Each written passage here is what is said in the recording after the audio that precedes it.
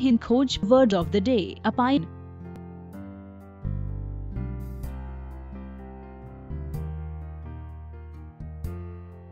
opine का हिंदी में मतलब सोचना होता है। opine वर्ब या क्रिया के रूप में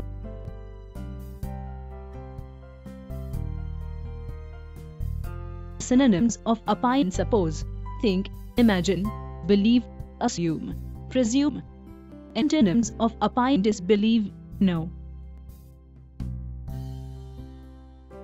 Example: Bhuvaneshwar Kumar has opined that India's batting has improved against short bowling attack. उदाहरण: भुवनेश्वर कुमार का सोचना है कि शॉर्ट गेंदबाजी के आक्रमण के खिलाफ भारत की बल्लेबाजी में सुधार हुआ है।